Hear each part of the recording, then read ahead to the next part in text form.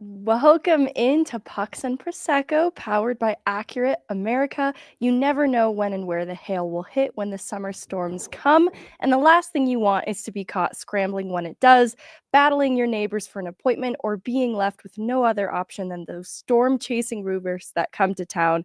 So make your call before the storm. Call Accurate America at 303-900-ROOF. They'll partner with you on navigating insurance. They'll provide quick, professional, and knowledgeable service using the latest technology and 3D modeling, and their work is guaranteed as long as you own your home. Don't scramble at the last minute. Call Accurate America at 303-900-ROOF before the storm. Accurate America, experts in roofing and exteriors. Hello and welcome in. Please do not leave your luggage unattended on the station.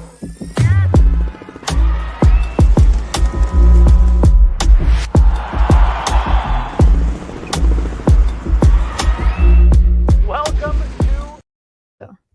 Oh! Hey! Welcome to Pucks and Prosecco, powered by Accurate America. Meghan Angley, joined by Chloe Theil as always, and another special guest appearance from Jesse Montano. Chloe said it's his first Pucks and Prosecco appearance because his first one didn't count. She wasn't here. It is. I was only just filling counts in. Yeah, you were just filling in for me. And I said to Megan, I was like, it's kind of sad that he did that because it will just never live up to what I do on the show. It's kind of sad that he did that. Thanks for having me back on. I was forced back on a little bit because of the nature of today's show. Hold on. What's You going kind of wanted to. on? I felt a I little never said that I want didn't. from you. I already know how some of this is going to go. I already know Yes. where we're going to get some pushback. I'm bracing myself for it, but I think it's going to be fun. We're doing our final pyramid of the regular season. Woo. We missed a couple of the 10-game segments near the end, so this one's going to kind of capture all of the performances following the March 7th trade deadline. Now, I will say there might be some philosophical differences because we also might be taking just kind of a broad look at the season on the whole for some of these players who've maybe missed time on top of it. And the whole point of this pyramid is to start getting excited around some of the projection for what these players can do in the playoffs. For the Avs, it's set Dallas Avs first round. Did you see the Jason Robertson news? Yeah. What, has there been an update?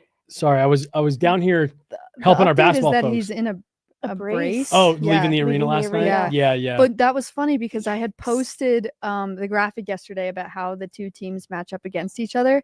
And then we got a comment maybe 2 hours later that said Jason Robertson just got hurt in their last game. So I felt a little bad that I had just posted that graphic with him in the lineup and then he got hurt. Well, then I also saw a tweet that it said not only did he leave in a boot, he looked like he was still in a considerable amount of pain walking out. I didn't know if you guys if Pete DeBoer had come out and said something today. Nothing That's significant. new. And the news around Heiskanen after the podcast where I said keep an eye out for Selena, Mhm. it ended up being I don't know, the sense I get around Heiskanen is also now Yeah. it's ambitious to expect him even late in the first round if they force it that long. What was Chris Johnston's quote? Like they're pretty much just going on hope right Hope. now. Yeah. That's alarming. I'm not reveling in it because I want it to be best on best, certainly, but those are two key players to have Huge. worried about their availability for Dallas. Well, Megan, what did we talk about the other day? The big thing with Dallas is it's the depth up front. You lose Mhm. Jason Robertson, and that just takes a huge chunk out of that. We also talked about the fact their defense is not in a great place. If Heiskanen's not even an option, that's a huge blow. And truthfully, like, I'm not surprised with Heiskanen. Like that injury was nasty looking. I know with like the benefit of hindsight, it looks like it was maybe just Mark Stone caught an edge. But I remember watching that going like, what are you doing? That's an incredibly dangerous play.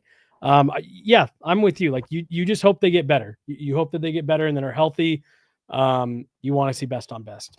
I want to pull up this comment from Vaguely because he said, why didn't the Stars and Jets rest their stars? I think this is a really great point because if the Stars had taken a little page out of the Avs book and let everybody stay here for the Colorado Eagles game, then this probably wouldn't have happened. So I want to ask you guys about this. What do you think about them not resting their stars going into their last game of the regular season?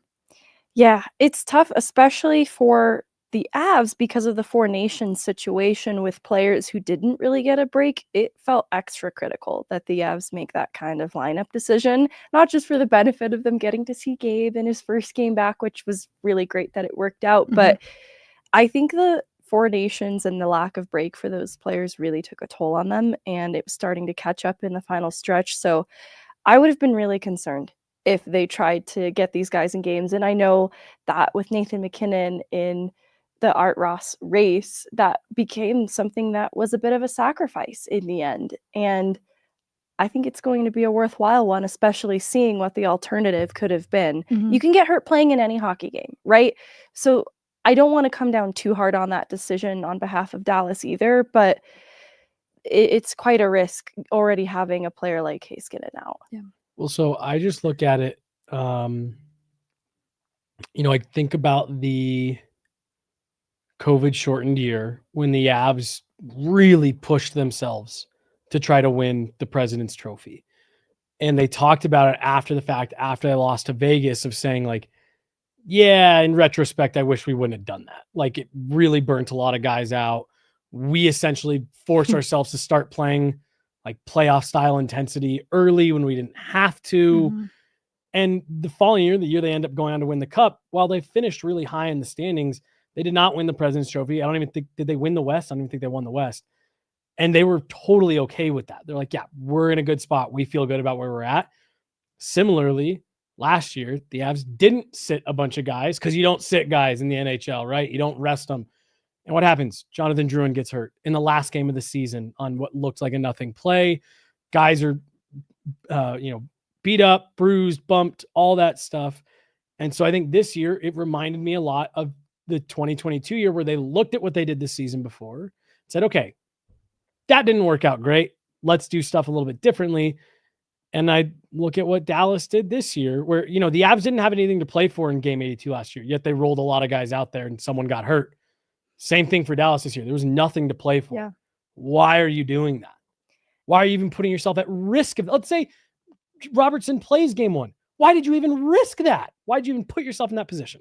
I think what's interesting too is they had players like Colorado in what I would classify as the day-to-day category. So they did have players like Sagan who they kept on the shelf until that very last game. In my opinion, then not forcing him back prematurely. Similarly, Esa Lindell, Thomas Harley also weren't playing in the entirety of this final stretch for Dallas. So I think they did this to some extent with guys in that kind of day-to-day category, is not to rush them back too soon. But it is interesting then that Sagan does still appear in one of the final games of the season. They could have also just given him the full length of that break and have him appear in game 1 for Dallas with how close he was to returning. So they took a little bit more risk than the Avs did, but I also think they did sit some guys. I think from Robertson's perspective, if he wasn't feeling like anything was nagging him, maybe he didn't want to. And this is the risk you run when you're playing. I'm not going to call it meaningless hockey, but at the end of the regular season, this hockey, to your point, doesn't matter as much. Why not give some of the youth and the prospects a chance? Some of the AHL guys, we got a Wyatt Ahmet NHL debut and first goal as a result of this decision from Colorado. So it made for great experience for some of the depth in the organization that I think Dallas might have missed out on. Well, let's talk about the other side of this too, because I saw a lot of people comment on how they didn't enjoy that Nathan MacKinnon decided not to play in the last few games and therefore kind of forfeited the Art Ross trophy.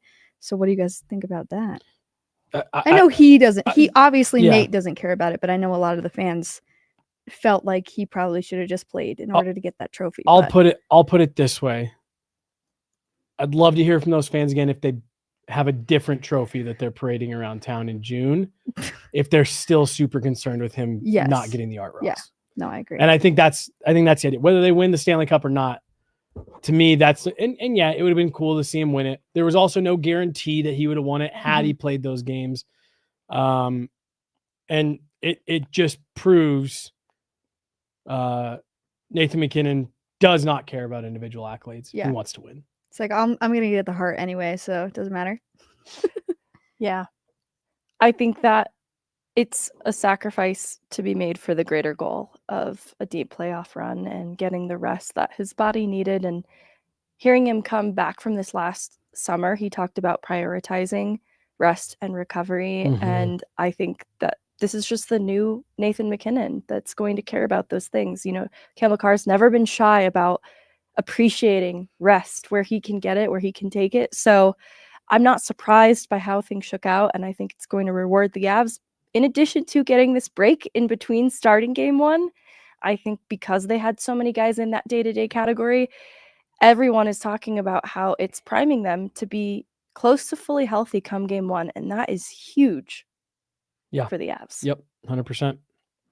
All right, well, let's start gearing up for our pyramid. I already feel nervous, but excited because Wait, we have so much to do before this. you're right. Oh. Vaguely, Oh. so we have a super chat. Ah! Jesse, how dare you miss that? Woo! We don't have anybody to do the lights, unfortunately, so That's all right. no lights today.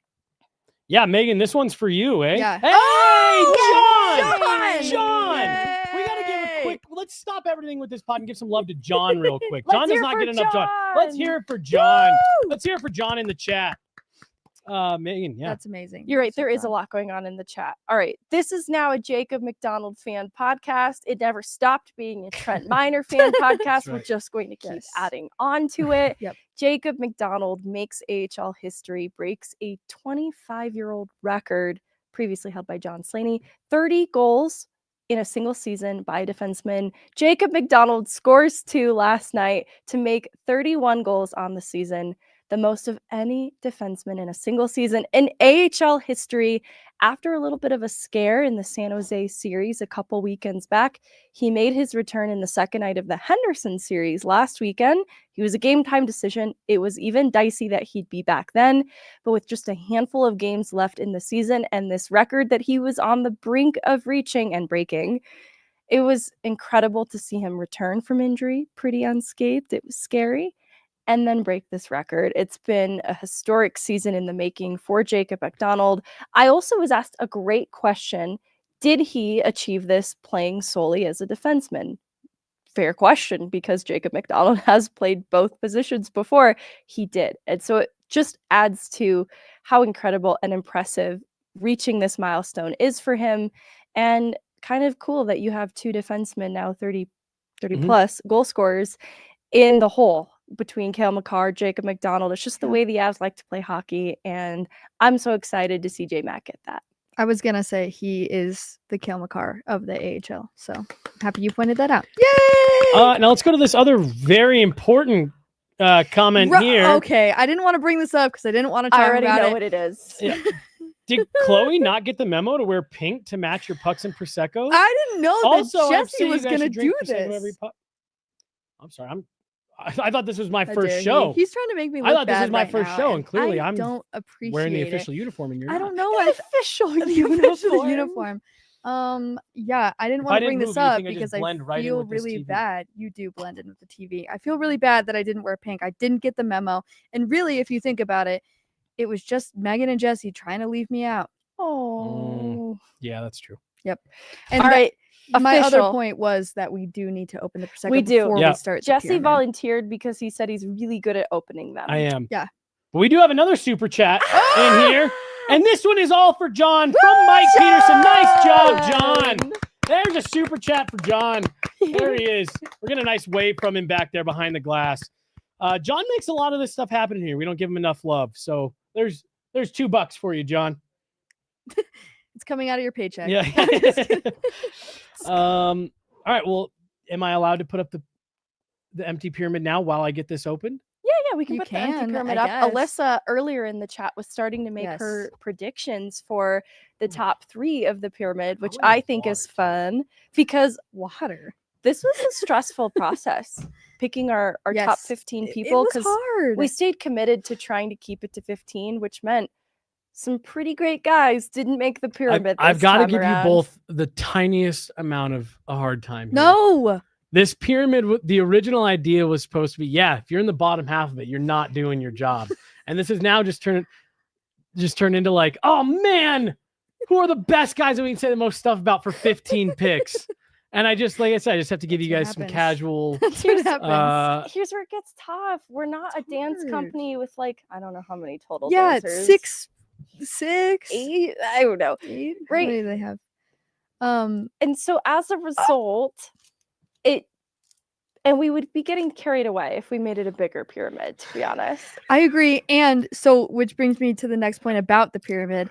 We had to move to a digital pyramid for this one because Jesse has been saying for 'Cause the I'm past blowing 4 it. months that Yeah. he's going to take the money and invest in Which a I have. really good pyramid. Hostility on the podcast is I rising. was like, Chloe and I are gonna fight by the end of this. I'm getting Uh, scared. So we transitioned to a digital I've pyramid. got So I like just want everybody to know. 2/3 of a brand new wooden pyramid ready to go. So it'll be ready at some point.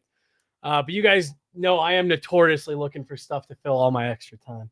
Oh, We're getting a lot of super chats. Yeah. Before we get to the super chats, let's go with this one first. I already opened my bottle of wine. I'm ready for this. I love this. I love it. Caroline, this is like I feel happy like- hour. Tagged us in a picture, I'm scared. a past episode Yes. of her glass and the show in the background. Mhm. So I love the vibes. This is the I love perfect it. show to have your drink of choice. Whether it's Absolutely. just sparkling water or wine. It is the middle of the day sometimes, somewheres. So It is. you don't have to drink anything to have fun with us. And we're glad you're here. And Alyssa, got to get upset before anything has happened. Parker Kelly erasure. Parker Kelly snubbed. Let's go into What? the super chats full. Yep, let's do some super chats. Pull it up, Chloe. Woo! Got the super chat icon. Whoa, wave 1999. Oh my god, that scared me. I wanted to make sure the super chat was up by the time I started it. We read it. It was so cool seeing you both do the Eagles game over the weekend. Great job, continued success in the best part of the year here. Gosh, I love the NHL playoffs. Woo! Also, great job, person on the right. Sorry, my bad. I'm assuming that's me. Chloe. Yeah, Hi. that's right. Welcome, This is Chloe. Chloe. Theil. Thank you. Thank you. Thanks. Rogue Wave, another shout out to them. A long-time listener. Been seeing them in the chat Yes, for a long time. I know you, Rogue Wave, but you don't know me. Threat. Here's the other one. Threat. Another super chat. Hit the lights again. Hit the lights again.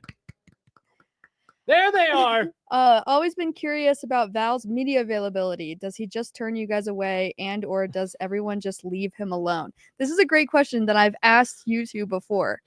Oops. Sleep Sure. right there. It's both. Yeah, it's both. There are some more persistent members of media who Getting do a ask little- him regularly to see if he'll be willing to speak, and he declines. So there is pretty consistent pressure. I wouldn't say with a capital P, though, because it's very lighthearted and he's typically kind in the way that he declines the interview, but he's declining them. He also will sometimes be like, ask me in a year. And like, I don't know if he's joking or if he's being dead serious. What the most recent time I can recount, there was such a smile on his face when he said, maybe next season. Yeah. I once witnessed him tell Kyle Keefe, 3 years. I'll do it in 3 years. Nice. That was 2 years That's ago. good. That's good. Mm-hmm. Gotta give We're yourself coming some up on time. the Yeah. your Yeah. mark Three year here. Yeah, you got it. Time to pay up. Start getting ready. But no, for the most part, a lot of us just leave him alone because he doesn't like to. He doesn't like to talk. Yeah, that's all right. He's a nice guy. I've never had like a bad interaction with him. Not every player says hi when they see you around the Yeah. arena. He is among the few that will. Yeah. And I think it's kind. It's just a nice thing to acknowledge. I have this weird social thing where I assume people won't remember me, Mhm. even though Hannah, my wife's I got that. cover the team all year. I'm My at wife's every got that. practice, every game. I Yeah. just don't want to operate off this assumption that they'll remember who I am for some weird reason. And so it always warms my heart when they say hello and know who I am. Anyways, I should work on that. Let's do a toast to the final pyramid of the regular season. Oh, this is another really good question from Rogue Wave, though. Is there anyone else that you rarely have ever talked to in the locker room? I think I know what your answer is. It took me a while before I introduced myself to Jimmy VC. Yep. Nothing against Jimmy Yeah, VC. yeah. Super He's nice quiet. guy. First time I talked to him was when he scored his first goal with the Avs. Mhm. And Yep. it's just been a timing issue a little bit. And I don't want to talk to them if they're going to be scratched that night. And I'm just been a little unsure about the rotation lately. Super nice guy, though. And he's someone I want to get to know better from this point. But that felt weird having someone in the locker room that I had yet to speak to for a little. Yeah. And honestly, I would probably say that Kivy is mine. Just like in terms of like on the record. You just wanted interviews. a reason to hate on Kivy. No. Kivy might have been shown the most love by Jesse Montano. Yeah. True. Again, he's just his English isn't like super great, and I just don't find myself going over there. He's out on the ice late a lot. Kivy's probably my guy that like I've talked to him plenty of times, over the last 2 years, but it's never my instinct to go over and chat with Kivy. Some kind of unique ones too are Toews, because he doesn't love to speak. Yeah. And then Girard also is someone that will sometimes decline media, again, in a very nice way. But he doesn't always like to speak. Totally fair. So important players you don't necessarily talk to a lot. And then Lehkonen, another that in totality, just not someone I've spoken to a whole lot.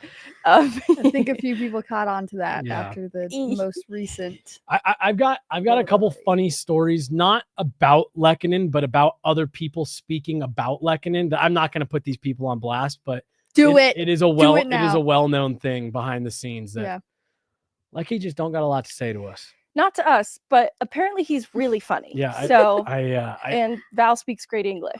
So there's just he was in the. We heard him having a conversation with some folks over the weekend, and I was like, bro, you can totally talk with me. We could totally have a conversation. I can tell you guys maybe the 3 people that you get the most. Who? Logan O'Connor. Okay, I'm gonna say that was my third. Maybe.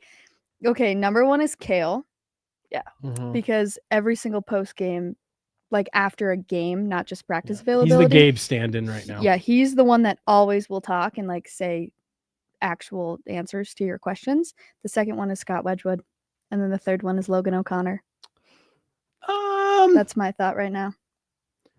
I don't know if I'd put Wedgie at 2. Are you kidding? We definitely talked to him. You talk to Wedgewood a lot. Yeah. Like, are you talking about interviews or just talking to him? And interviews more. Like, I will sometimes, because it used to be Blackwood for a second there too, because he would be the only person still left in the room after Cale was done speaking. Yeah. Right. After games, I always try to talk to the goalies for sure. Oh, is that why? Yeah. So that he can be too. Yeah. I feel like there's a third person. There's some that have snuck up, like Charlie Coyle has become. Yeah, Charlie Coyle's a new that's been a lot favorite recently, of mine. But he's fantastic.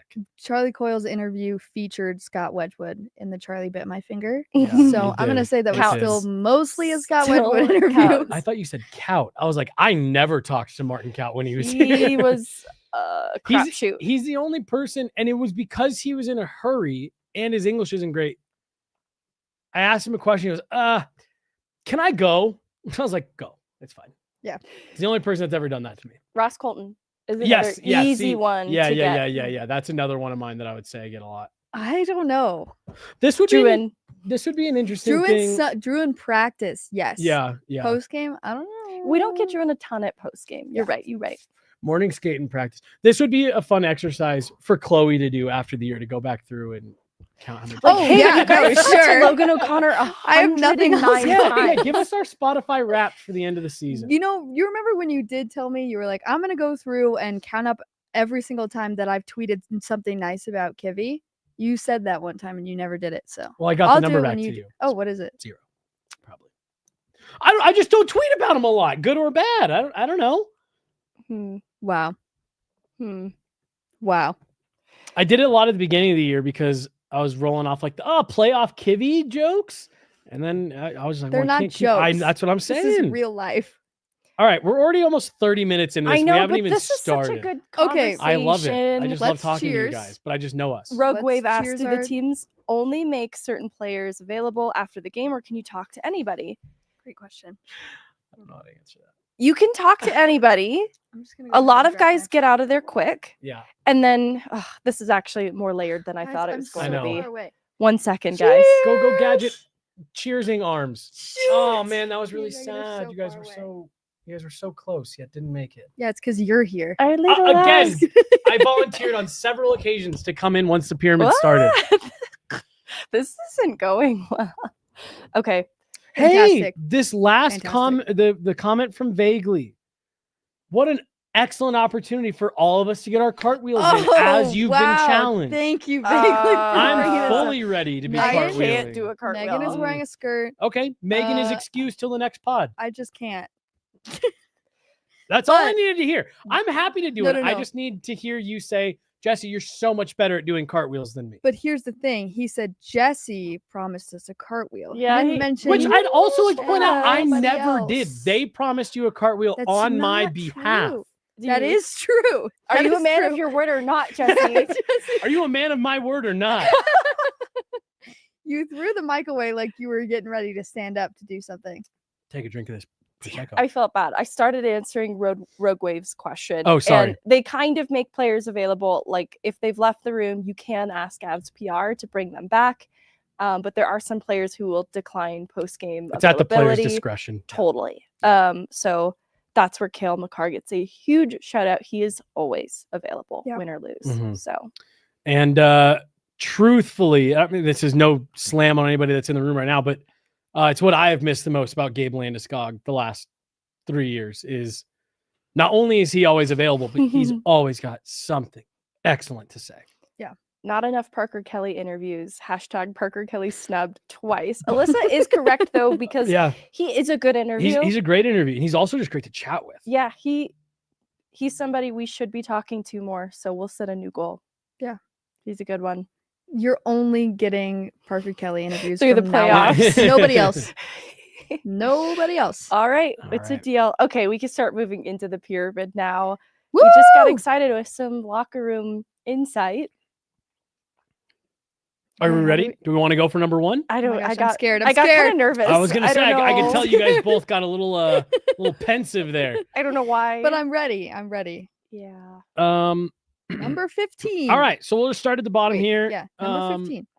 And keep in mind, this is March 7th through game 82. So this is post deadline. The roster who's here. This is a group of guys who's here. Uh-oh. I'm just kidding. I'm just kidding. Mikko Rantanen. Yeah. Yay! He's number 15.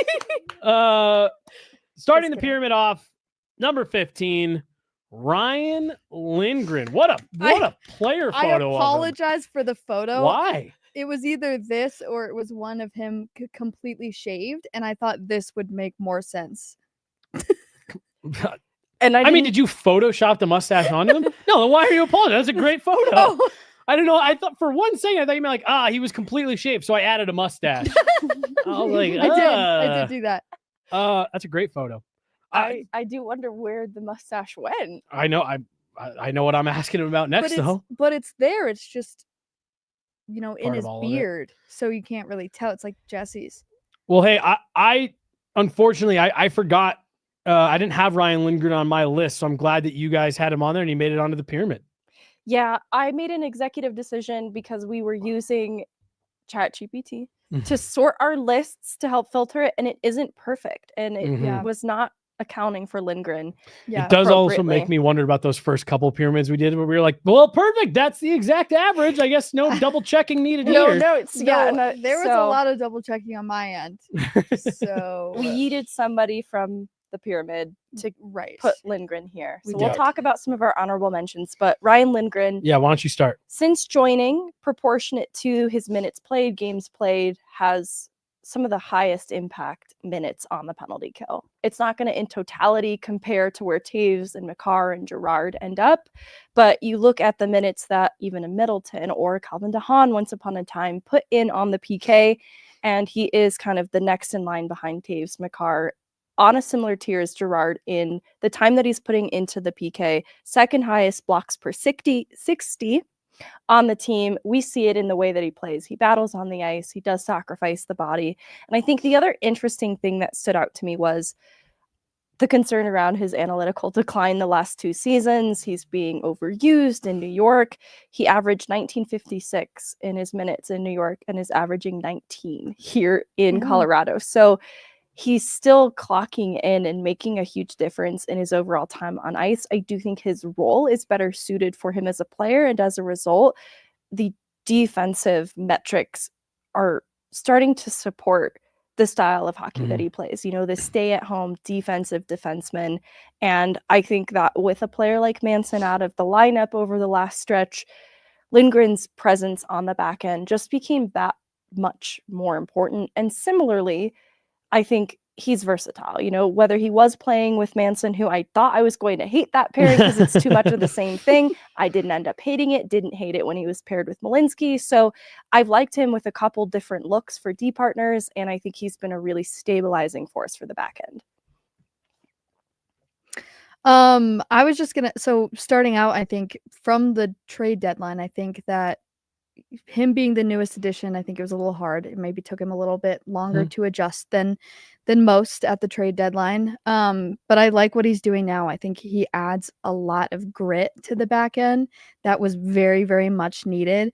And I agree with you, Megan, that his role just makes a lot more sense now, being that stay-at-home defenseman. And I think that especially just, being set there on the third pairing, I think that makes a lot of sense. And I also agree. I like whoever he's paired with. So I think he's adding a lot to the back end right now. So that's why he's my number 15. Yeah, Woo! I think if the Avs are able to make a run here, I do think Ryan Lindgren will go on to be one of the unsung heroes. Hasn't been perfect since he's been here, no doubt. Chloe, to your point, there were some bumps and bruises getting going. Boy, oh boy, does he sacrifice his body and it takes a beating. But I think this is a guy that's built for playoff hockey. And if the Avs make any level of noise here, go on a run, or even win it, I think Ryan Lindgren's going to be a guy who's going to deserve a lot of credit as we get later here. And I'm sorry for calling him Lindholm instead of Lindgren. That happened. We all remember. We all remember. It's not a Lynn house. It's a Lynn home. That is so true. All right. Number 14 here on the pyramid. Ryan Lindgren at number 15. Logan O'Connor coming in at 14. Coming in at 14. OC, the mayor O Denver, Megan. All right. Logan O'Connor. There was a brief period of time where Jared Bednar, despite loving that fourth line, was rotating some guys in and out of the lineup, and Logan O'Connor was a part of that. And he was disappointed to be the guy getting sat a couple nights, and he elevated his game in response to that. I think it says a lot about him as a player, his maturity to see a situation that he didn't love and just challenge himself to be better. And as a result, his production started to pick back up in the final stretch here. And he finished as the third most in time on ice for the penalty kill behind Cale Makar. So he's such a leader on the PK. I know when it was Cogs and OC that were sort of heading it up, it was really successful because of the ownership that they took over that unit. And I think that Logan O'Connor has just carried on that legacy and taking pride in the PK. And so it's been great to see him return to the Logan O'Connor that we saw on a points pace that was going to set, a new high last year before his injury. And that's the other thing too, coming off the heels of an injury, he plays in 80 games. And I think at the start of the year, the production aspect appeared to be a little bit absent, a little bit quiet. I think that's returned back to his game. And what he's found with his line mates in Drury and Kelly, I think is going to be such a huge storyline to follow in the playoffs. So I'm happy to see him return back to form. Mm-hmm. I love Logan O'Connor. I love the energy that he brings. And I know a lot of times it may not be reflected on the score sheet, but you can tell that every time he steps on the ice, every shift, he's thinking, how can I make this one count? And that's just the kind of guy that he is. So regardless of, the way that he's been, finishing out his game lately, I do think that he is still such a valuable piece to that bottom six. And I love him on the PK. This where I thought you were going there for a second, Megan, was we talk a lot about Gabe, talk a lot about Val. We even mentioned how Devon Toews was missing for a portion of that series last year. The Avs were also without Logan O'Connor for the playoffs last year. And I think that that's maybe something that does not get brought up enough in the impact that he has in the bottom half of that lineup. Assuming he can stay healthy here, that's a huge boost for the Avs going into the playoffs. Put him at number 1. All right. We got Ryan Lindgren, Logan O'Connor coming in at number 13. Brock Nelson. Woo! Acquired at the trade deadline. A little bit of a slow start. Nice finish to the year for Brock Nelson. The only reason he's not higher is because it was a little bit of a slow It start. was a struggle. Mhm. Yeah. And there's this, I don't want to have greed when I talk about the second line center position, because I've seen what the Avs have looked like when that need has gone unmet, to include Casey Middlestat not panning out. So I don't want to get too luxurious and look at Brock Nelson, who maybe had a quiet start to his time in Colorado, but also wasn't a huge liability, which is kind of huge that he comes in and he fills that role in a really normal way, is the word I'll use. I obviously want to see him fill that role in an exceptional way. And I think as the production has come closer to the final stretch here, I get more excited about what he can do here in Colorado. I just think it was slower going, but there, there's notable moments like when they were on the road on the heels of the second leg of that back-to-back after the disappointing Toronto game, he gets the game winner in the Ottawa game. And I think he's had some big moments that I think he can be a part of more moving forward. And I'm just waiting to see more from Brock Nelson, but I do like what I've seen so far. Yeah, he had 2 goals in one game. Is that what you're talking about? Or are you talking about the... Because I think it was a different one, but you're right. You're talking about LA, did. yeah. LA. Yep. So not only that, but also, and I'll get into this later, but him in the shootout, I think he was fantastic in the shootout. And I think that he's wise and he has poise. Yeah. And I like what he adds as a 2C. I think he's really, really consistent. And I'm not going to say he's the opposite of Casey Middlestat, but it's truly, you worried a lot about that 2C position, and I don't really find myself worrying about it now with Brock Nelson being there. So I know it was maybe a little bit of a worry giving up some age, bringing in Brock Nelson and giving up Casey Middlestat, but I think it really, really works with the team. Megan, like I said, or like you said, excuse me, I think he's been reliable even on the nights where he hasn't been great with the puck on his stick. I think he's been solid. Chloe, to your point, in those last couple of games of the season, he was someone who was driving a lot of the offense for the Avs. Mhm. Even in the game in Anaheim, picks up a point to help the Avs on that comeback win. I think he did a lot of good things. And the other thing, with reference to giving up some age there, he got a letter for those last 2 games, and they left a lot of guys back home. And there's a lot of guys on the shelf. But the fact that he got a letter, I thought did say something about the fact that he is willing to speak up, be vocal in that room. It's going to be someone with some experience, which helps keeping a level head as you go through the rigors and the ups and downs of the playoffs. Mm-hmm. But he is where he is on the pyramid because it wasn't a great start here, and the production maybe hasn't been quite what you wanted to. So if he can do all the things that we just talked about, but then really start to supercharge that production for the 2C role in the way that we saw Nazem Kadri did, to your point, Megan, he could maybe be closer to the top at the playoff pyramid when we're all said and done. Rock. You rock. His head's a little bit small.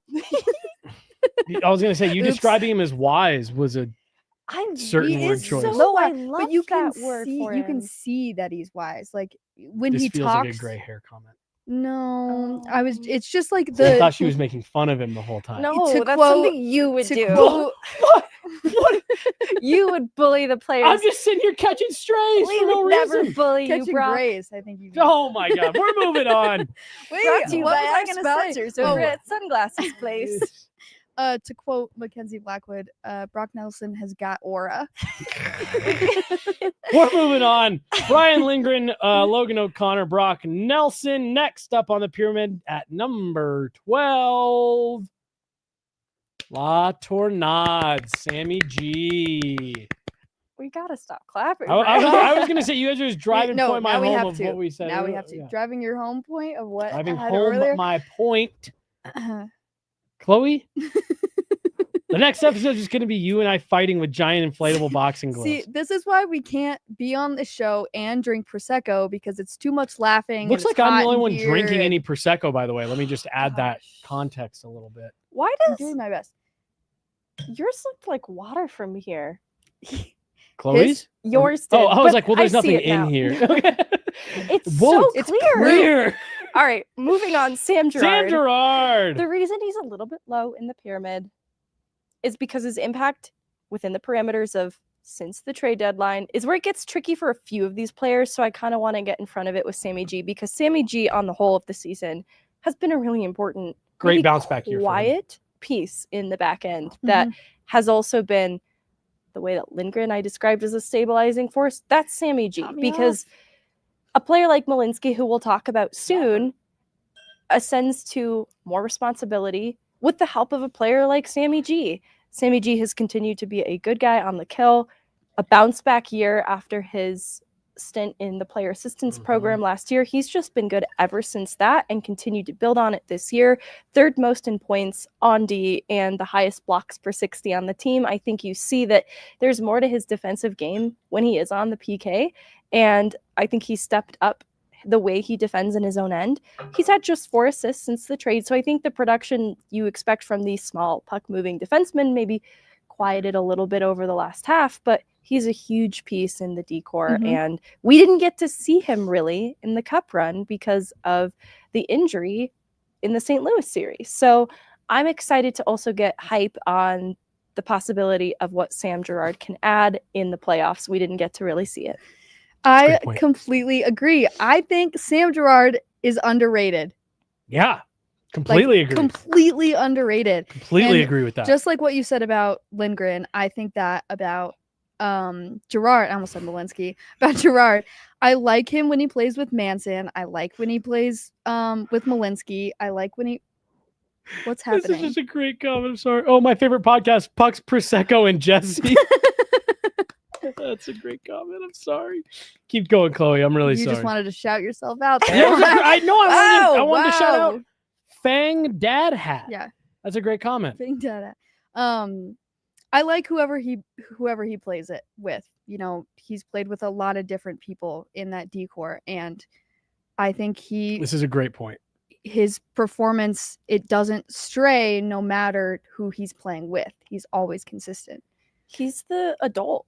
Well, Like whether he's paired with an older player, like say it. No, you know, an older player or a younger player, he's holding it down because Toews and Makar are locked in. They are what they are. And so if Manson's not in the lineup and he doesn't have the benefit of that partner, it doesn't matter. He is sort of the player that represents the way that Colorado wants to play, and he executes it by example, and that's important. Yeah. Well, and you mentioned smaller puck moving defensemen, and it's what I think makes Chloe's point ring so true of like, he is a smaller puck moving defenseman who does not get enough credit for how good he is in his own end. Yes. And how good of a defender that he is.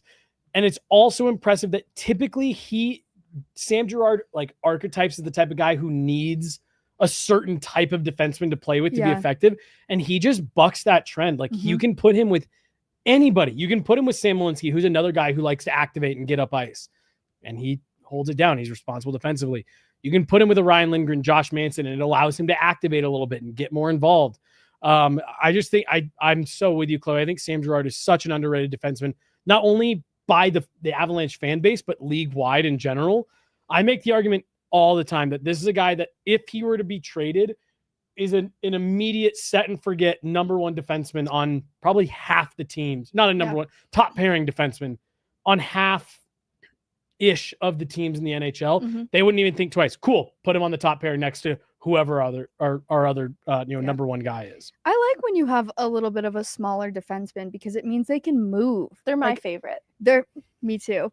But also he didn't get his nickname for no reason. Like excellent skater. He's fantastic. And I think a big part of that is because of his size. Oh, I was going to say, I think he gets overshadowed a lot on what a good skater is because he just so happens to be on a team with Cale Makar and Nathan MacKinnon, but like this is an elite skater. His edge work is bananas. Yeah. Anything else? Sammy G? Love you. All right, Sammy G. Potential big impact in the playoffs. Great mustache as well. Don't forget that. So true. Great mustache as So well. true. Rounding out the bottom row of the pyramid here, it is Schmedium Sam. Sam. Sam Malinsky. This is much lower than I had him, so you two gals have some splaining to do here. You know, I don't think. I think sad you guys. Yeah, I know because I am We sad. wanted the I wanted Sams to to put be him high. together. Yeah, we wanted them to be together.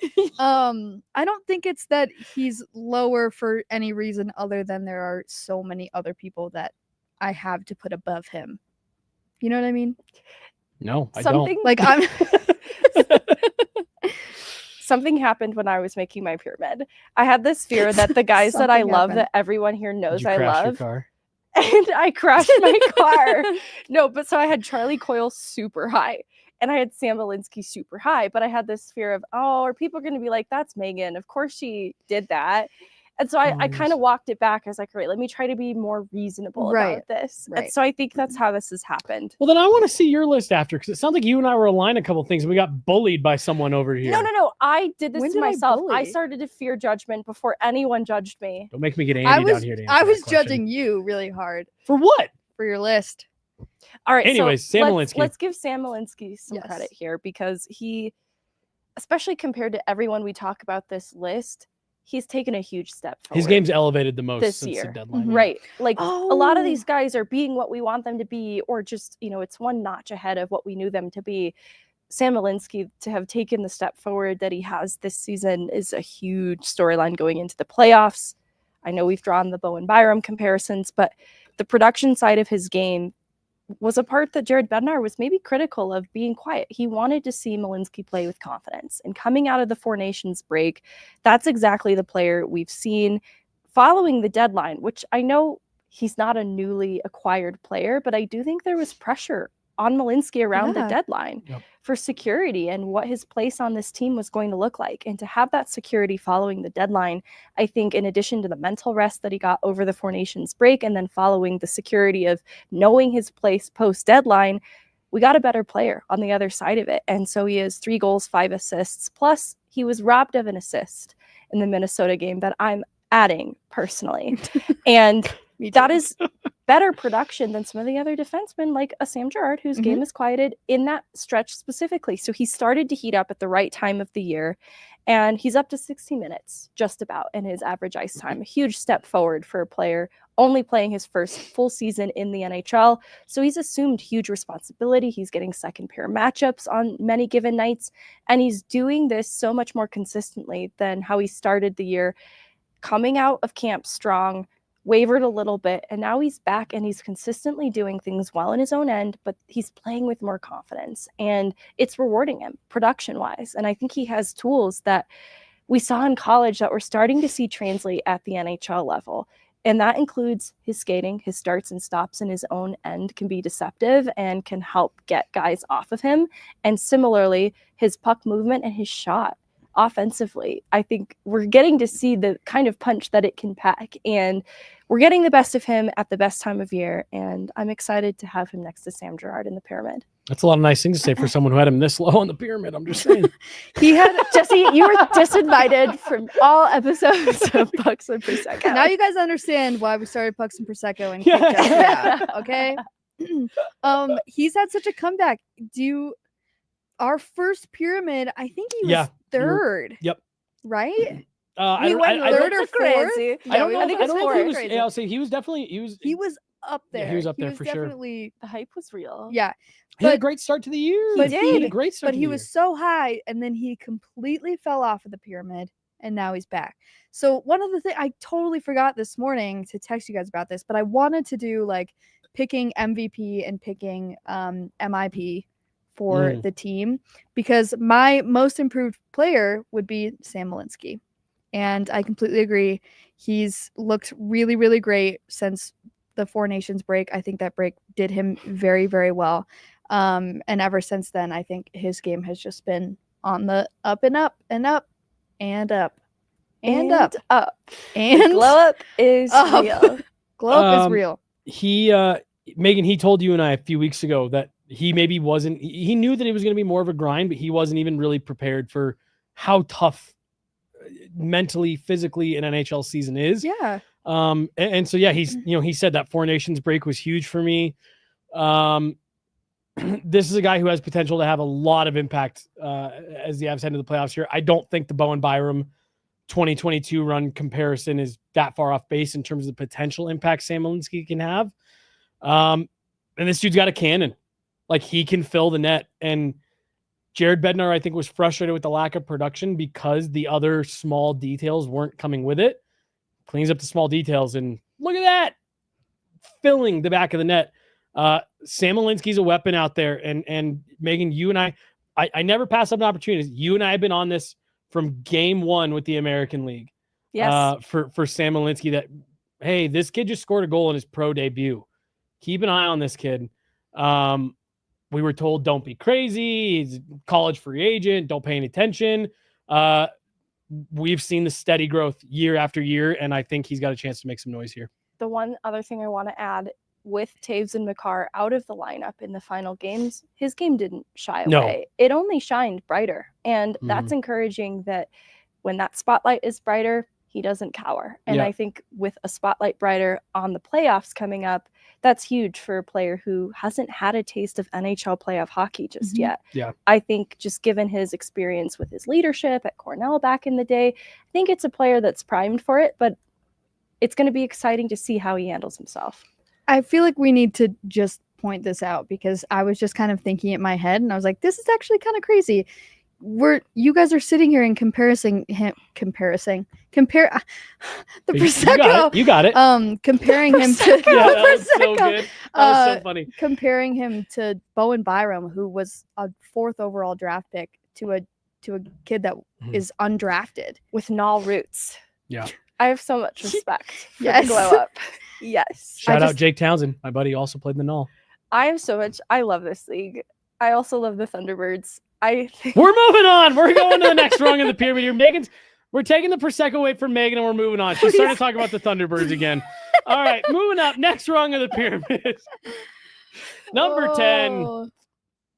Jonathan Drouin. Okay, let's talk about the fact that Jesse didn't even have Jonathan Drouin on his pyramid. He's been hurt. He's been hurt for the last Doesn't month. matter. And you know what? I'll tell you why right now. Here's why Drouin is on my list, okay? Yes, maybe he's had a little bit of injury, okay? And maybe he hasn't played a lot, but let's talk about him communicating with Bednar on how Coyle and Nelson should go ahead of him in all right. the shootout. This is the main reason why Hockey I put nerd. Drouin on this list. Yes, I love this mentality, not just because he feels comfortable telling Bednar, but also the fact that he's such a selfless player in this way. And he's so smart, and I think it's so valuable to have somebody on your team that looks at hockey the way that he does. And that's why. This is where, Let me just validate my point so Jesse understands that he's Boom. wrong for not putting Drouin. And to answer Alan's question here, the criteria is supposed to be the most impact on the team. Is that not impact? I didn't say it wasn't. But here's the other thing too. That's only one thing that we've heard, right? right, we don't know how much other influence Exactly. he has We don't behind know the what scenes. else he's said to Bednar. Hey, I saw this from this player. Let's make sure next game we do this. Yeah. No, you're right. Right? This is just the start of it. We never know. And since the deadline, despite injury, he still has 7 assists, 3 goals in 13 games. And so his Yeah, impact has Jesse. been steady throughout the year, which is why there's a philosophy thing at play here where, okay, maybe post-deadline that doesn't jump off the page at you, but I'm not going to erase the entirety of the year he's had, which has been riddled with some injuries, which have caused him to miss time. But I am thinking of him in terms of Val Nichushkin's impact on the team. You feel his impact most when he's away. I feel like Jonathan Drouin quietly has that kind of impact too. Yeah. You really feel his absence when he's away. And when he's back in, he's consistent. He's productive. He is such a strong, intelligent playmaker. That's why the production is consistent when he does play. He has the best all situations shooting percentage of anyone on the team. And I want to give him his flowers, even though he's dealt with some injury and maybe didn't have the biggest impact post-deadline. He still had an impact because that's what Jonathan Drouin does when he's in the lineup. It's not his fault he's injured. No, That's what I and was this gonna is another say. playoff conversation where Yep, he had the weird Yep. cut injury to his thigh, Mhm. and it kept him out. And so we didn't get to really see full playoff mode Jonathan Drouin with this team just yet. That was the only other point that I was going to make was I mentioned Logan O'Connor also being out last year. Drouin's another one to add to that list. All right, moving along here, just because we are running a little bit long as we normally We do. would never do We're that. almost there. We're almost there. What is this? Is this 9th? Doesn't matter.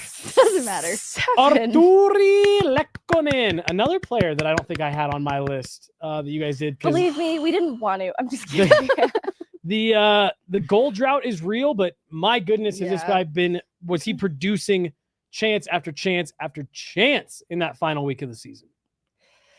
Yeah, he's only had a goal and 5 assists since March 7th. So within our criteria, it's maybe not the strongest case, but on the whole, he leads the team in game-winning goals, 21 5v5 goals. He set a new career high in goals, and I feel like it's been overshadowed a little bit by the years that Cale Makar and Nathan MacKinnon have had. Mhm. He also has the best 5-on-5 shooting percentage on the team. His production has been quietly consistent, and in the way that Lehkonen has been talked about as a clutch player coming up in big moments in the 2022 playoffs, I think he's done that quietly in the regular season. So my expectation is for him to just continue doing that. I think in a way, yes, he's consistent, but I also think he consistently makes really smart reads. So I think that's a big part of his game. And I also think he does a good job at kind of not sacrificing, but he uses his body, you know, and that's what I was thinking of. When he scored the goal, when he was on his butt. Yeah. A very, very good example of that. I mean, this That's is his focus. That's this his is main his time of focus. year coming up. And you're totally right, Clay. Like, he's an incredibly intelligent player. Nathan MacKinnon never has enough good things to say about Artturi Lehkonen. This is his time of year. Who cares about the drought since the deadline or whatever? Playoffs are his time to shine, and I expect that he'll do something similar. All right, moving on here from Artturi Lehkonen to Devon Toews. Do you guys struggle with Yes. defensemen in this pyramid outside of Cale Makar? Because I always feel a little bad that Devon Toews ends up kind of lower in the pyramid. He's very important to the team. See, I would put them struggle together. with probably the opposite of what you're talking about. I always want to put them higher on the pyramid. I'm like, based on what we try to, base this off of, Yeah. like their impact. God, there's some guys who really, had big production windows here. I always feel like I want to put Devon Toews higher, but I feel like I can't. Given Right. So I definitely struggle with it. Mine is the opposite because I feel like I always have Cale high, and then I want to make sure that Why? I'm splitting. Why? Because you love Cale. It was just a joke. But I feel like I need to split it up then, and then I end up putting the other defensemen a little bit lower than most forwards. I Not think on I do it purpose. too, not on purpose. Yeah. What do you like about Devon, Megan? I like his impact on the PK. It's the most of any player, and obviously Cale's second to him, but he's really steady. I know that he didn't start the year feeling 100%, and we had criticisms of his performance, but since he got back, he kind of stayed at that level. And on the whole, Colorado's back end, I don't know if it finished officially at number 1, but it was vying for the number 1 spot all year in terms of most points of a defensive group in the league. And Cale Makar obviously carrying a lot of the weight in that conversation, but Devon Toews finishes with 44 points. He's no scrub, and it's just hard, right? With the other people ahead of him in the list, he's still so important to this team, and he continues to do good things. He just plays on a team with Cale Makar, and that kind of outshines. I think I'm just what I said in the last pyramid. I'm pretty sure I said, he's always reliable defensively, and I just kind of wanted to see a little bit of production on the offensive side, and I think he's done that, and it reflects on the score sheet. When I was looking at his stats, he's had 2 3-point nights since the trade deadline, which is huge. It's not unheard of, but it's just been a lot more consistent from him lately, and I love it. He's at least 2 OT winners, right? Yes. Yeah. I don't comes know up if in it's big moments. after the trade deadline, but yes. You're right. But his leadership's important. Yeah. Mhm. I think this is just one of the most complete defensemen in the entire league. I never have enough good things to say about Devon Toews, so we can even move on because I could go on about this dude for a long time. Why don't you He doesn't make any mistakes. for 20 minutes? He's so incredibly smart. He's gifted offensively more so than he sometimes gets credit for. And I think because he plays on a team with Cale Makar, there's a lot of people who divert credit to Cale for Devon being as good as he is. The dude just doesn't make mistakes. He's just so smart, rock solid player from start to finish. I even think about that with watching Team Canada and Four Nations. Yep. That was a big part of that too. Yeah.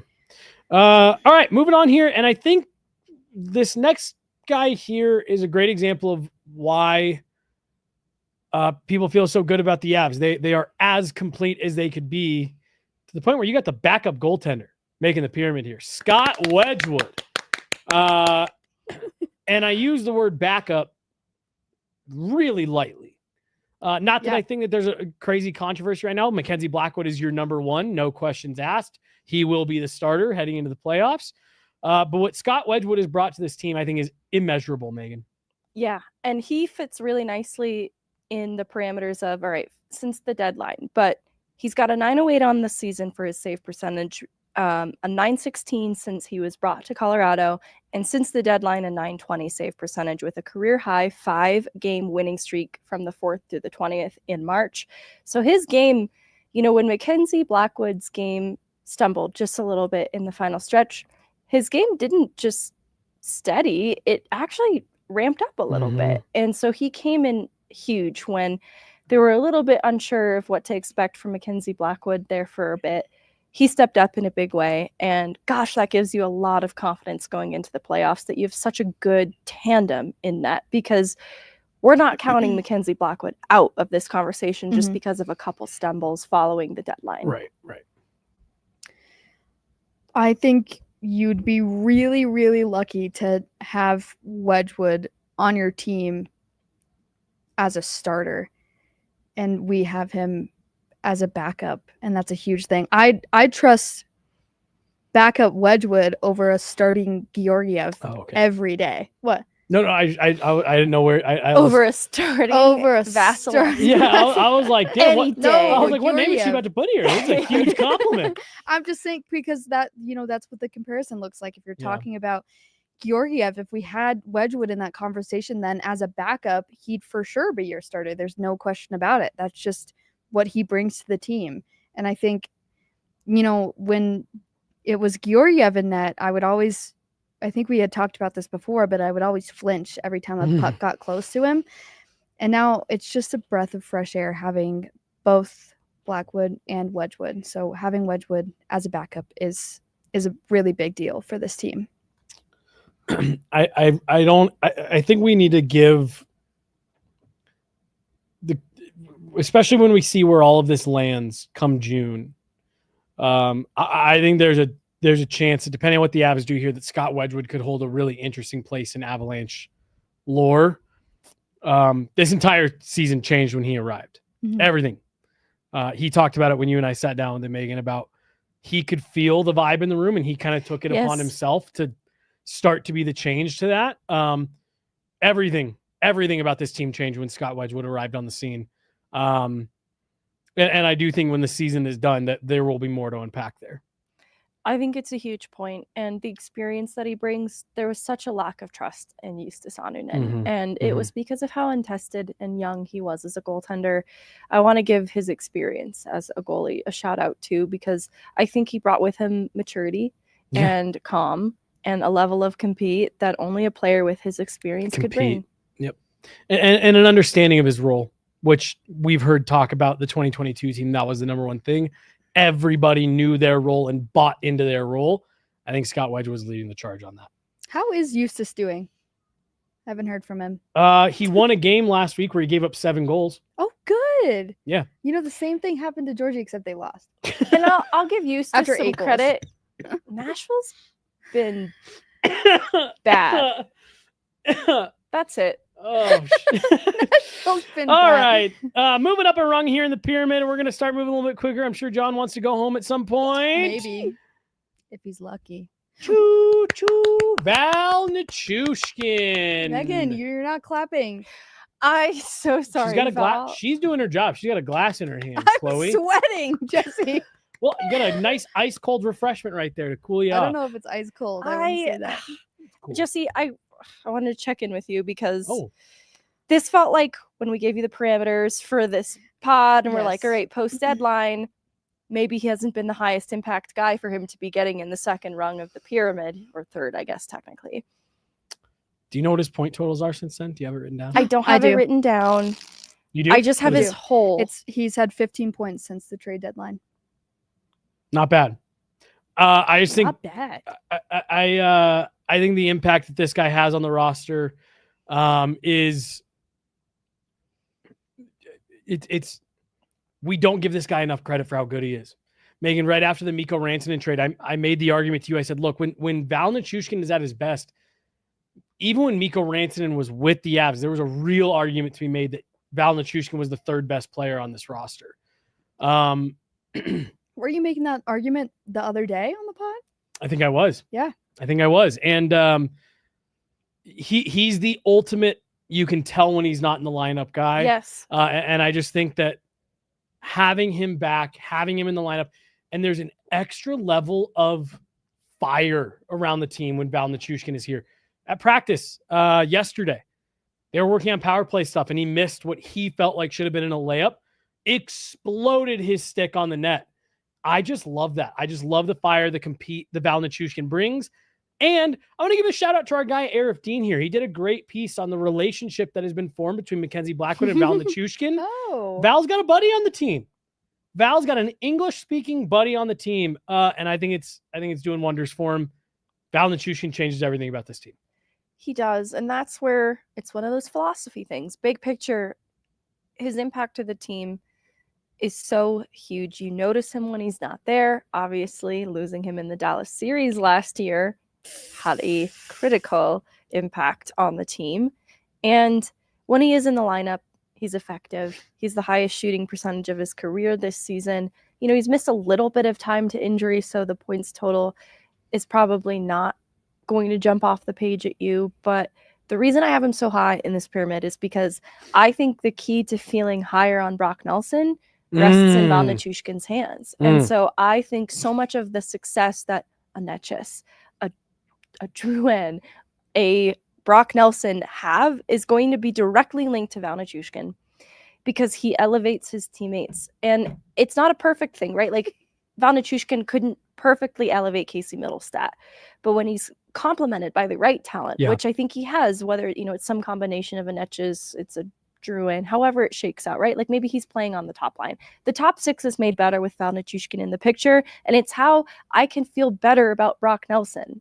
And I think that the impact that the top six can have, it relies pretty heavily on Val Nichushkin being there. Yep. There's a reason the line is called Val's Pals. And it doesn't matter who's the there. Reason. They're Right. his pals. It's always about Val, but it's so true. And I think it's so simple that without him in the lineup, this is a completely different team. Completely. Yeah. You feel it, you know, and it's not just you feel it in the scoring, but also just kind of in the effort and the structure that comes with the team. How hard they are to play against. Yes, yeah. And he adds just so much size and speed to this team. And it's, you know, you always feel that when he's not in the lineup, I feel like you can get a little inkling, you know, like, I don't know, something's wrong. I feel like something's wrong, but I don't know what it is. I'll tell you what it is. It's Val. There's no Val. You're Well, missing. and he just brings such a different element than what the top players bring. He's so hard to play against. Great speed, huge size, wins those battles along the wall like we were talking about earlier, can go to the front of the net, but can also finish right up there with the best players in the league. To your point about players that complement him, I keep going back to Val Nichushkin scored a goal this year with Brock Nelson screening in front. Val's usually the screen. Yes. The fact that you got a guy that can complement him in that way, Yeah. big time.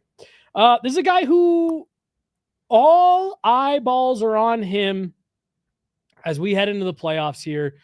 There's question marks around his playoff production. Does the change of scenery change that? Skating on the line with Nathan MacKinnon and Artturi Lehkonen. It is Marty Necas. Marty Party. Here at number 5, 4, 5. Number 5, Marty Necas. 5. It's 5, Jesse. 5. Honestly, I've been counting the wrong way too. I see you're like subtracting from the top. Well, I did on that one. Okay, yes. perfect. I had to for the first So time. let's not do math live on air ever again. I say this all the time. When I moved into media, nobody was like, oh, by the way, ton of math coming up. So not my fault. Not anybody's fault. Yeah. What about I'm glad we put him here though, because I was worried his lack of production in this back half of the season, because he was acquired sooner, right, than the March 7 deadline. He's had a little bit of time to get acclimated, and goodness, did he show well when he joined the Avs first thing. And so maybe it's quieted a little bit, just ramping up to the playoffs, and so there's concern around it. But I don't want to erase the impact he had when he first came to Colorado, because Mikko Rantanen left a huge hole in this lineup. Megan? He did. I know I shouldn't mention his name. No, I wrote that exact sentence in my notes. I will try not to dwell on this too much, but there was so much uncertainty when Mikko was traded. Can the Avs recover from this? Can what Necas brings alongside Drury be enough to replenish, especially the playoff impact that Mikko Rantanen had? Mm-hmm. And it's a valid question, and I think Necas coming in and fitting in so well right away really helped to alleviate some of that worry. And I'm so excited to see Mikko. I'm so excited to see Mikko this weekend. I'm curious. I don't know if excited is the word I'm using. Yes. Well, just like see him as a person. Okay. Mikko Rantanen is one of my favorite people that I've met working in this industry. Always so nice. I'm just pulling their comparisons up side by side. Mm-hmm. I think this has been such a crazy year for Mikko. I fully interrupted you, and I'm so sorry. It's okay, because I think that'll make a great pod topic too. It's, can Mikko have the same playoff impact for Dallas as he had for the Avs once upon a time? Yeah. Great question. Also, similar question, can Necas elevate his postseason play? Because it maybe hasn't had the impact Carolina would have liked either. So I think that what he did well in the beginning, he showed up in big moments too. Like when they were getting ready for the Four Nations break with the back-to-back, the Calgary Edmonton game, he had the game-winning goals in both. And so the team was kind of hung together by rubber bands at that point, because I think that schedule was tough on their bodies. And you could see in the result that a lot of guys were starting to feel it and really needed that break. But Necas stepped in, and he's this one-man zone entry machine to complement Nathan MacKinnon. His speed drives play up ice. So whether he's attached to MacKinnon or away from him, that's still an aspect of his game that has improved the Avs in transition, where they already thrive. And so his raw tools really fit the way that Colorado likes to play. It's just a matter of consistency. And I think it is hard to bring anything less than your best when you're playing with the Avs, because I think there's so much pressure to raise your standard to meet theirs with the other winners in the room, like Nathan MacKinnon, that I think Necas will benefit from that the most, because I could see shades of that in Mikko. Like, I worry Mikko away from the intensity of some of the winners in the Avs room might look a little different, but with Necas around the type of personality that kind of forces you to be better, I think it's going to raise his game in the postseason, and that's what I'm counting on for him. He started so hot, and it's hard to live up to that expectation for the rest of the season when you start off like that. And I know I was one of the people that kind of got swept up in looking at the comparison of him and Mikko's stats, and his point production was a lot higher than Mikko's, but you have to look at the scenario when Mikko got traded twice this season. So if his point production is a little bit lower, that's just because he hasn't had the opportunity to get kind of stabilized on a team. So I am excited to see Mikko in playoffs and what he does with Dallas. But I also think what I wrote down, which Megan touched on, was Mikko did leave a really, really big hole. And I think CMAC did a pretty good job at, bringing in Necas to fill that hole. But I do think that a lot of this depends on how he does during the playoffs and what kind of comes out from him, of him. Well, and the way he got started here, you were thinking like, oh, is this a 10 million plus extension? Yeah. That's maybe the silver line of this. So CMAC can get in there and get a deal done this summer. Yeah. Based on what Depending. happens. Yeah, maybe you can keep that a little bit lower. We'll see. All right, let's keep moving here. Moving on, last player on this, excuse me, third rung of the pyramid. It's Charlie Coyle. Woo! Megan put her drink down to clap for that one. Slow Wow. start production-wise to his time Wow. in Colorado. The impacts were felt immediately. You saw it in Ross Colton. You saw it in the players he was playing with. And he ends the season, Chloe, what was it? I'm so sorry. Was it 10 points in 6 games? Charlie Coyle? Yeah. I don't have Charlie Coyle's. Oh, He's 10, 13. it is 10 points 10 in 6 points games. in 6 You are games, right. 6-game point streak to end the regular season. Yes. And just the MVP of talking to media here down the stretch. Sorry, I'm laughing because Charlie. it's not the reason he's so Charlie high in bit our me. pyramid, but it is a fact people should know about It is him. something I love about him. Charlie bit me and it really hurt. I was Charlie. telling Scott at practice the other day. Scott, you guys are on a first name basis. I don't know. They have first names, don't they? Wedgie, I don't know. You're on a nickname basis with him? Yes. Does he call you Yes. Chlo? Yeah, he does. Hello. But I said, he goes, I hadn't thought about that meme in so long until Charlie got here. And I was like, Mhm. my dog's name is Charlie, so I think about it all the Aw. time. Charlie Charlie. bit me. That's what you have to say about Charlie Coyle. Other people That's call it. him Chuck. It's my dog's name. Chuck? Miles Wood calls him Chuck, I call but my dog Chuck. Oh my God. his dad apparently is Chuck. Chuck. Yeah. So he Whoa! doesn't necessarily How adopt much it. wood could a woodchuck chuck if a woodchuck could chuck wood? No Wow, different element to this I wonder. hadn't No thought about. wonder. He's a part of the lumberyard. Interesting. Woodchuck. Megan. Wow. All right, What do you Charlie think Coyle. of this Sorry. Even No, before that the was- production. That was supposed to be a seamless transition. Oh. You blew it, Chloe. I'm sorry. No. I'm sorry. Don't bully her while we're talking about Charlie Yeah. She Coyle. bullies everyone in this office. No, do I not, don't. In front do of not, the children. do not. Nobody look. Jesse is bullying people. She bullies And everyone I when nobody is also- looking. I also saw Jesse hit Megan. Oh while my the God, pyramid alright. was up. All right. First, Megan tried to get me canceled with all this. Now Chloe's coming in with it. I'm gonna get Andy down here. Andy will defend me against No, Chloe. I don't no, think she no, she will. won't. She will. Okay. Okay. All right, Charlie. Let's Coyle. see about that. Everybody lock in. Yes. Talk about Sorry. Charlie Coyle. I think even before the production started to come through in his game, there were other intangibles that you could already see the immediate fit. It just felt like, damn, that was ready to break. And he's completely transformed that third line that I had pretty big concerns and question marks around going into the playoffs because I'm looking at the depth of the team, whether it's a Dallas, whether it's a Winnipeg. Their path to the cup is going to be playing deep teams. And I worried, what is this third line? What is its identity? And it felt like it's found one with Charlie Coyle there.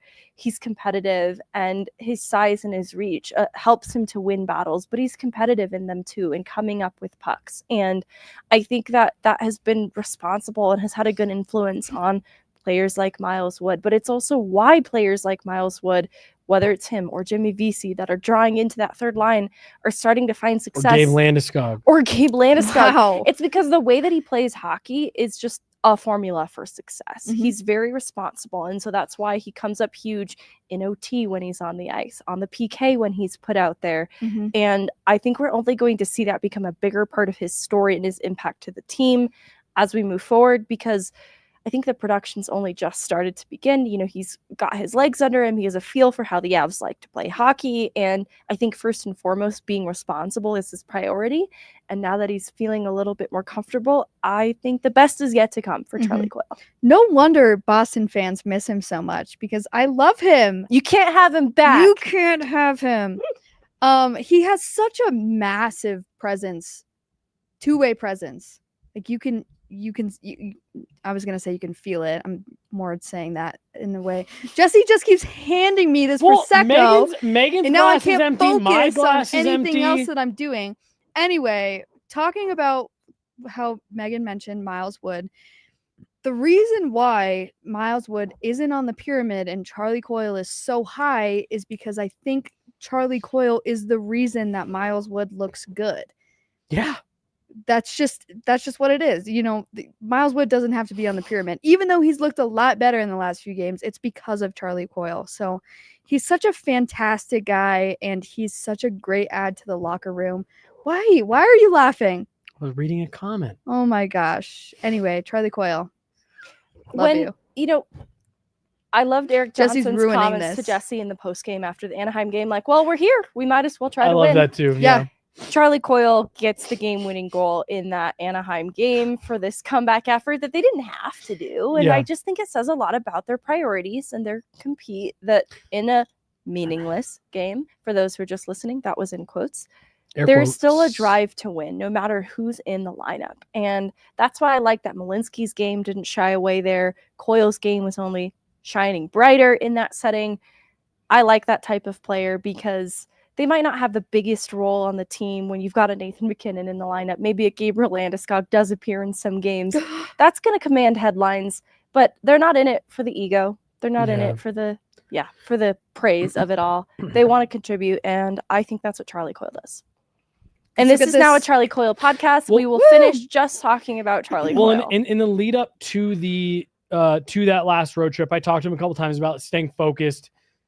And he did exactly what you were just saying, Megan. Like, he talked about, like, yeah, we want to get onto the break, and like it'll be nice to have some days off and playoffs get going, but we got to focus on the task at hand. And right now it's LA, and then after LA is right now that's Anaheim. And he just has the right focus. He's never missed the playoffs in his career, being with 3 different teams. I think he's got the right mentality. Jared Bednar guy right here. Wait, I want to look at this comment too. Coyle is probably one of the most whoa. Oh yeah, we got a super chat too. We got a super chat coming in. We'll come back. I vaguely sober did say no hitting. He did say no hitting. You tell him. He's not listening, vaguely. You're gonna have to come and tell him yourself. We're all dirtbags. That might be true. What? Led by Megan, of course. What? But that might be true. Of the dirtbags. What was the comment you had? So many This one, Coyle is probably one of the most slept on key pieces for this run. Dude is built for playoff hockey and just started to heat up too. Completely agree. And when you brought that up about he's never missed playoffs in his career, can you imagine, what kind of intelligence that brings to these players? Like, especially, think of like a Sam Malinsky who's going into his first NHL playoffs. Never been there yet. To have somebody who's been there every year of his career is fantastic. Yeah, it's huge. That's a huge thing to add to your locker room with that experience. It's huge. All right, getting there into the second rung down. There's actually another pyramid. Yeah. And now, no. For the second pyramid. Oh my God, I'm so sorry, John. This is horrible. It's Mackenzie Blackwood at number 3. It's Mackenzie Blackwood at number 3. Look, stumbled a bit in the last couple weeks. Not a lot to play for. This is the number 1 heading into the playoffs. Not a lot to play for. Wow. There wasn't. They were locked into that spot from the jump. But Jared Bednar has given us insight to his mindset that he's hardest on himself. So you know what? I bet he had a lot to play for. Well, and Mackenzie Blackwood he hasn't been as chatty in the last couple of weeks. And I think that's a reflection of he understands, hey, I got to be a little bit better here. Yeah. Mackenzie Blackwood, I don't care what Jesse says about you. Oh my gosh. Oh my gosh. Okay, so I know we made the parameters outside the deadline. So just to address that, he's an .894 save percentage since the deadline. But I want to take it back. He has a .912 save percentage on the year, and he's faced the 9th most rush attempts in the league. He's allowed the most rebounds, 6th most in the league, 6th best goals saved above expected, 9th best high danger goals saved above expected, sets a new career high in wins, game starts and shutouts, 14-4-2 at home. Mackenzie Blackwood has been rock solid for the Avs. And so there maybe have been a little bit of stumbles to close out the season, but there's been so much good goaltending leading up to that. I'm not going to erase it. It still makes a difference in how we evaluate this pyramid. And it's why I have confidence that he can help this team in the playoffs despite not having been in that exact position before, because I don't know it firsthand. It's from Bednar talking about how hard he is on himself, that he doesn't need to be told that he needs to be a save better. Yeah. He's going to feel that. And so I think that drive is something that can't be taught. And I'm excited to see Mackenzie Blackwood in playoff action. Yeah. I wrote the same thing too. I'm so excited to see what he brings going into the playoffs. And, I love the way that he talks to the media, because when you listen to it, you know, he'll hear every question and his answers are always the same. And it's always like, it's just another game. Keep playing your game. Like, it doesn't matter what kind of game it is. Play your game and do your thing. You know, don't let everything else around you affect the way that you're playing your game. Mm-hmm. So, I mean, this for me, it goes hand in hand with Scott Wedgewood, of where everything changed when these guys arrived on the scenes. They've been such a breath of fresh air, not just on the ice, but in the locker room as well. The way that they affect everybody in that room. Again, like I said, I recommend everyone go read Arif Dean, Colorado Hockey Now, his piece this morning. It's something, Megan, you and I talked about on the pod. I believe it was last week that Mackenzie Blackwood is friends with everybody. Mm-hmm. Everybody. And that includes Val Nichushkin, who's a guy who I think needs a buddy on the team. And he's just changed everything about that room, him and Wedgewood. There's it's just a ball of energy coming from that corner of the locker room now every game. he Scott jumps Wedgewood. around on the walls also. I don't know if anybody's seen a video Well, of his that. gear but- is also he's got a lot of gear, like not just the set that you see him use. He's got a lot of gear in that locker room. Okay, Mackenzie's Diva. blackouts. Wait, what Spread- was... What did I just say? Yeah, what Spreads did you out. say? What did you say? I said, okay, Diva. Yeah, you said, and I think I said blacks out. Mackenzie Blackwood doesn't black out in the locker. He spreads out in the locker room. He's just his presence is known. I thought you said spreads out, but I thought you finished it at that. I heard Kenzie rock Blackwood out. spreads out. Well, he does. His gear brocks is out. everywhere. Rocks out. With his... All right. There's two players that everyone's expecting at the top of this pyramid. Only one can be there. Kimmy. Yeah, Kimmy. I would walk off this set right now. Jesse's got the friggin' pyramid up on the screen, so you can't even see how hard we're laughing. Yeah, I know, I'm like Why do they crying. have the pyramid I'm up on the crying screen? a little Flo? bit. At number 2, potential MVP on the season, Nathan MacKinnon.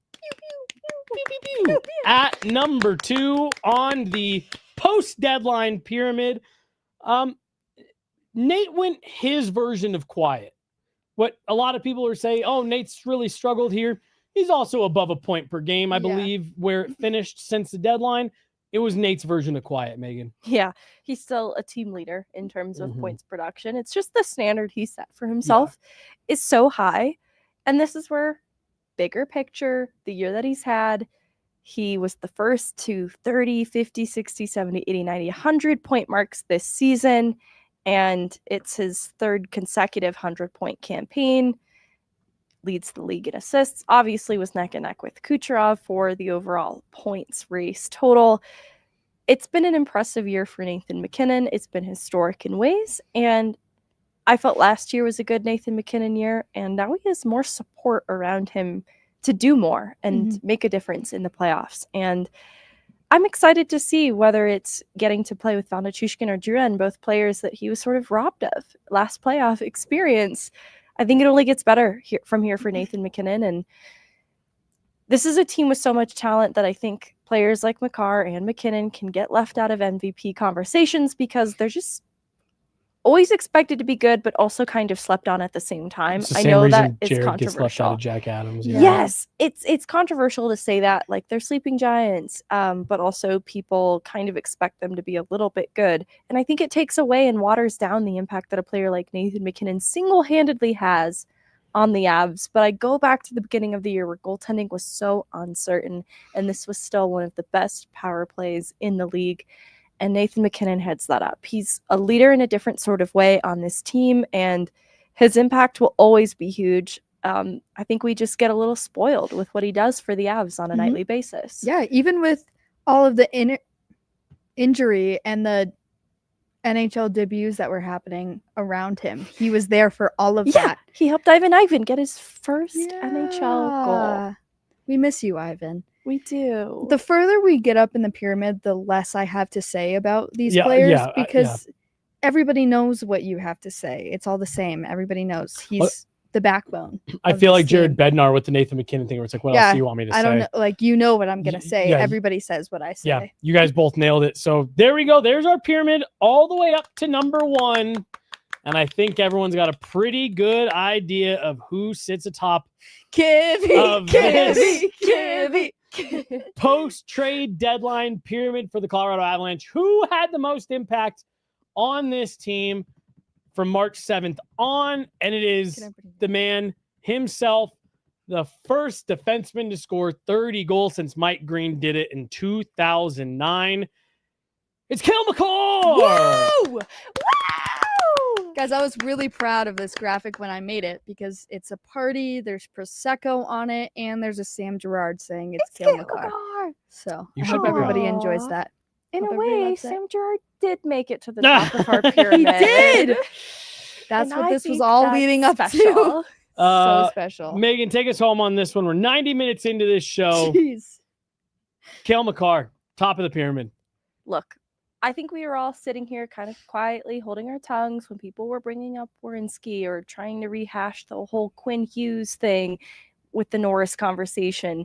Cale Makar ran away with it all in the Yeah, he end did. to a point where it just kind of stopped all other conversations. There isn't another conversation. The Norris Trophy is Cale Makar's. He is so good in his own end that I don't think he gets credit for it enough. And people will try to attach his success to playing alongside Nathan MacKinnon, but there's something to be said for tackling top matchups, playing 20 plus minutes every night, being the second most relied upon defenseman for the penalty kill on a team with other stay-at-home defensemen as options. It says a lot about what Cale Makar does well in his own end, and then he leads all defensemen in goals and assists and points and sets a new points total high, continuing to surpass what he did last year and what many would describe as a little bit of an off year for him. And I'm happy to see him too play a near complete season after battling injury at the start of last year, because he's so young in his career. He has the chance to be a history-making NHL defenseman, like Hall of Fame is where I'm going with that. And it's just going to be a matter of longevity. And so I'm glad to see him make such a difference in a pretty full campaign. I'm out of words for Cale Makar. Yeah. He's pretty special. Caroline said it in the chat. Greatest defenseman in NHL history. I completely agree. If he does not win the Norris, I'm just really just going to be confused. He'll win it. I don't understand what the competition is at this point. And I wanted to get the attendance for everyone from this season, because I think it was Toews last year that had the best attendance of the season. I think he did play all 82 games, and I wanted to look at that with everyone else because I don't think he missed a game except for these last few. two. Yeah, he did. Yeah. You're right. He didn't miss a game except for the last two where they 80, sat him. 80 out of 82 games. Yeah. Great attendance by Cale Makar, which is very, very impressive. Look, I'm pretty notorious for ranking modern day players ahead of some of the legacy guys that a lot of people feel a lot of nostalgia for and remember growing up watching. Wayne Gretzky, Paul Coffey, Bobby Orr, all that. I've said it several times. I think Sidney Crosby is the greatest player that's ever played.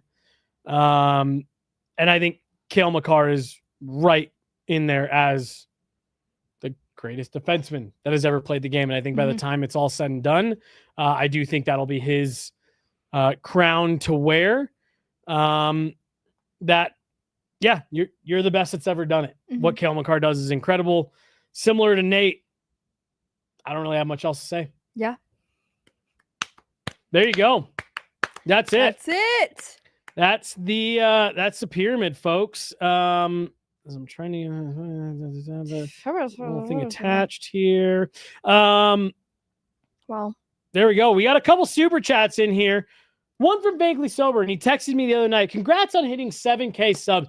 Thank you, all of you. 7,000 plus subs on the Gorilla Sports YouTube channel. wow. We're 19 months into this crazy adventure here, and for us to be even in the realm of approaching 10K is amazing. And John, keep those green lights going, because this is another $2 for you from Mike Peterson. John, we need the green lights. So Megan, take us out. We'll leave the green lights rolling. I just also wanted to address the fact that we had a virtual pyramid today we will have a physical pyramid for Physical you. pyramid Yes. coming. All those super chats from earlier in the year did not go to waste. It just wasn't ready for tonight, but tonight. Okay. Anyways, we're going to do pyramids in the playoffs, maybe round by round. This is kind a of lot thing. of green. We'll bring them back next year too. Leave the green. No, leave the green because Why? I also want to remind you guys, you never know when and where the hail will hit when the So summer storms true. come. And the last thing you want is to be caught scrambling when it does, battling your neighbors for an appointment, or being left with no other option than one of those storm chasing roofers that come to town. So make your call before the storm. Call Accurate America at 303-900-ROOF. They'll partner with you on navigating insurance.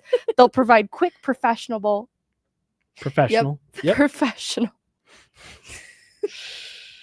and knowledgeable service using the latest technology and 3D modeling. And their work is guaranteed as long as you own your own home. Don't scramble at the last minute. Call Accurate America at 303-900-ROOF before the storm. Accurate America, experts in roofing and exteriors. I'd just like to apologize. Wow. Now you guys know why we don't drink Prosecco every show. One more thing before we head out. Yeah. We are doing an NHL bracket challenge. Yes. So now that all of the matchups are finalized, I'm not sure if it's open just yet. No, it is. Maybe. I don't know. I need to look. But even if it's not open, you can sign up and be on the Guerrilla Sports team. So if you haven't done it, please do it because all of us will be on it. And whoever wins, if your bracket makes it all the way to the end, we will have some fun prizes for you. Some merch? We're going to do a cartwheel for you. Yeah, but at your he'll house. do it. Yes, he'll do it in your house, in your bedroom. He does birthdays. We're getting out of here. Goodbye, everybody. Thank you. We'll be back next week with more Pucks and Prosecco, but our timing might be a little different because we'll be returning from Dallas after covering games 1 and 2 for the start of the Stanley Cup playoffs. It's all really happening, and we're going to be here every step of the way with coverage. Pucks and Prosecco presented by Accurate American. We'll talk to you guys later.